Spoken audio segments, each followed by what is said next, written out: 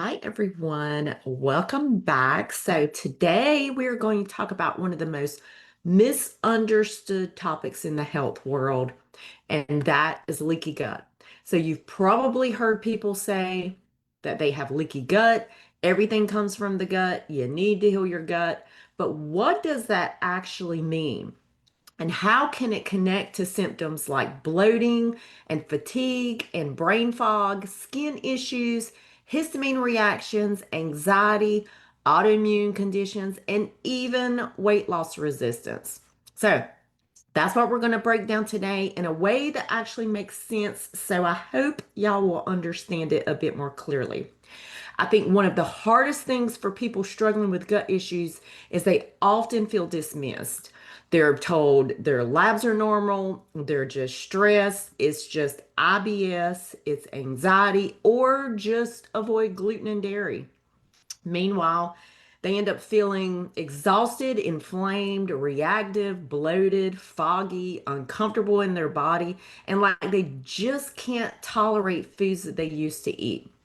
And many people start to feel like my body is attacking me or revolting against me. But most of the time, your body's not attacking you. Your body is communicating with you. So, first, let's talk about what the gut actually is. So, your digestive tract is technically a tube that runs through the whole body, meaning food enters your mouth, travels through the digestive tract, and exits out the body, which means your gut is constantly deciding what gets allowed into the body and what stays out of the body. So, this is one of the biggest jobs in the human body. And the lining of the intestines is incredibly thin.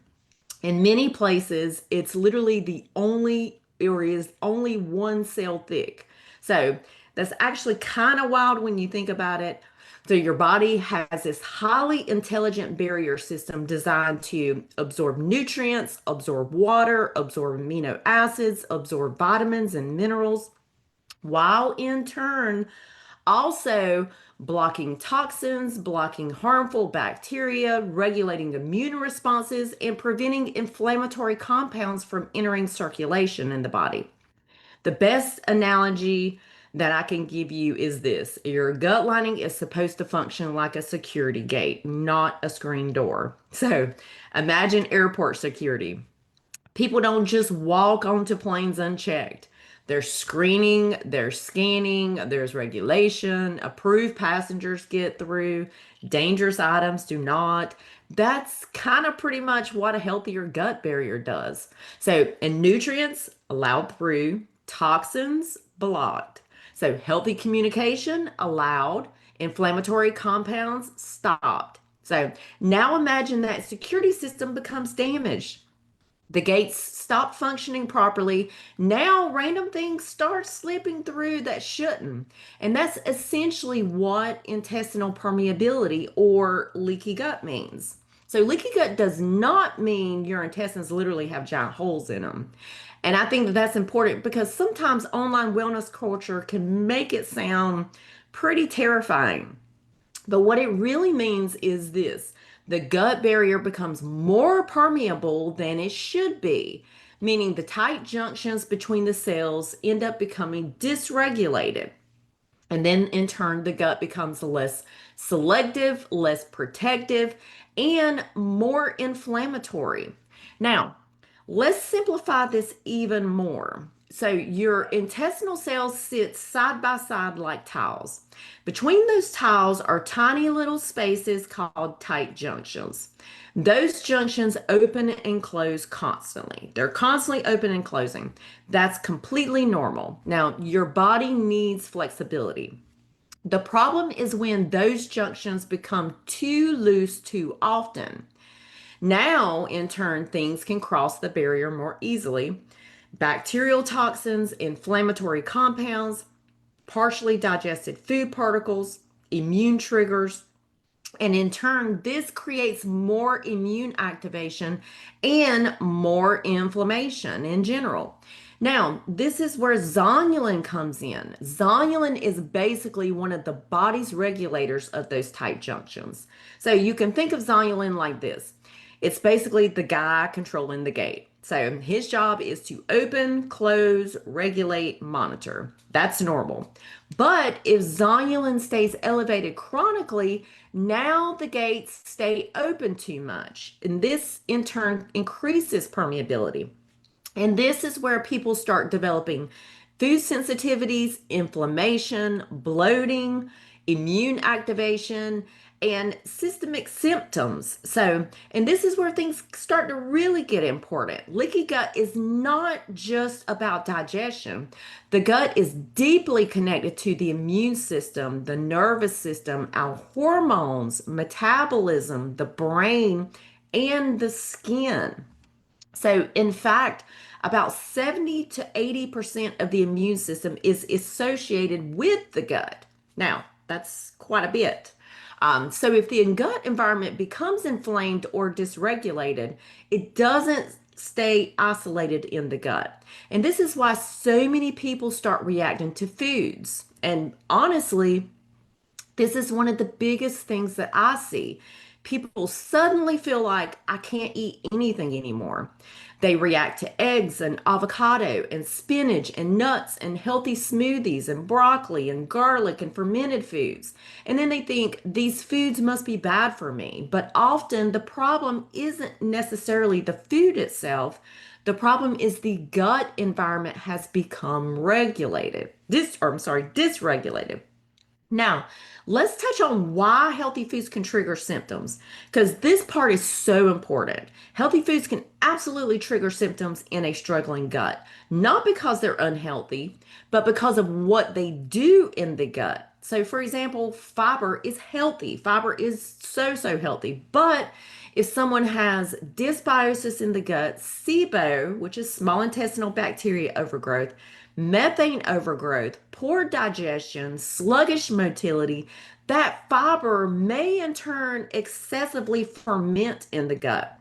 Now, then, in turn, they end up getting bloating, pressure, gas, pain. Fermented foods are healthy. But if someone has histamine issues, in turn, those foods can trigger flushing and headaches and anxiety and itching and insomnia. And same goes for sulfur foods. Sulfur foods are healthy, but in some people with gut dysfunction, broccoli, garlic, onions, eggs, all of those may temporarily worsen symptoms. This does not automatically mean that you never should eat these foods again. It basically means that the terrain in the gut may need healing. One of the biggest things that people overlook in digestion itself is the terrain needing to heal. So everyone talks about probiotics and candida and killing bacteria and detoxes, but very few people ask, is the food even being broken down in the gut? Because if digestion is weak, then food sits, it ferments, it feeds bacteria, it creates gas, it creates inflammation, and it irritates the gut lining. And honestly, one of the biggest gut disruptors I see is chronic stress. When the body is stuck in fight or flight, digestion slows down drastically. So your body in turn prioritizes survival over digestion. Blood flow shifts away from the digestive tract. Stomach acid can decrease, enzyme production can decrease, motility can slow down, and all of this in turn creates the perfect environment for bloating, dysbiosis, fermentation, and barrier dysfunction. This also connects deeply to histamine symptoms, and histamine is so misunderstood. Most people think histamine just means allergies, but histamine symptoms can include anxiety, racing heart, flushing, headaches, dizziness, insomnia, itching, bloating, food reactions, feeling wired but exhausted. You get the idea. There's a long list of symptoms that histamine can be connected to. The gut plays a massive role in histamine regulation, and certain bacteria in the gut produce histamine. Inflammation activates mast cells. Barrier dysfunction increases immune activation. So, gut dysfunction can absolutely contribute to histamine overload. Your skin is also deeply connected to the gut. I cannot tell you how many people I've worked with whose eczema and acne and rosacea and psoriasis and hives have all improved or disappeared when we supported digestion and gut barrier health and stress regulation and the microbiome in general. So the skin is often an inflammation signal from the inside out. I all the time I will find myself at the store or in public and I'll see someone that standing in line or someone near me that has skin issues, and the very first thing I think is I would love to test their gut because I know that I could fix that or improve that. So anyway, then there's the brain connection. The gut and brain are constantly communicating through the vagus nerve, neurotransmitters, inflammation, immune signaling. And when the gut becomes inflamed or dysregulated, people will often experience brain fog, fatigue, anxiety, low mood, poor concentration, feeling disconnected, feeling inflamed after eating, all those things. Like this is real, it's not in your head. Now, let's talk about autoimmunity because leaky gut alone does not magically cause autoimmune disease, but intestinal permeability is commonly associated with autoimmune conditions. Now, you might ask why? Because chronic immune activation can increase inflammatory signaling in the body. And this is why gut health often matters in conditions like Hashimoto's and rheumatoid arthritis and lupus and psoriasis and celiac disease and many other autoimmune conditions. Now, let's talk about what actually helps. So, and this is where I really want people to hear this. Gut healing is not just about taking random supplements. And honestly, sometimes aggressive protocols make people feel worse. Real healing usually involves restoring the foundations. The first thing you want to do is support digestion. Support digestion by chewing your food properly, slowing down while you eat, enzyme support when needed, supporting stomach acid appropriately. And then there's nervous system regulation. You cannot heal officially in survival mode. And then there's rebuilding beneficial bacteria. So, not just killing things, you want to support the gut lining. And examples of that are adequate protein intake. Glutamine can help. Butyrate is a big one that's often overlooked. Minerals and polyphenols, even just polyphenol rich foods can make a world of difference. So, and also supporting sleep and circadian rhythm can be a big one. Improving motility and bowel movements is another one, and eating enough nutrients. So under eating is actually very common in chronic gut issues. I think one of the most healing things that people can understand is this: your symptoms are not random, your body's not broken. Most symptoms are adaptive signals from your body. Your body is literally trying to protect you, it's trying to communicate with you, and it's trying to survive.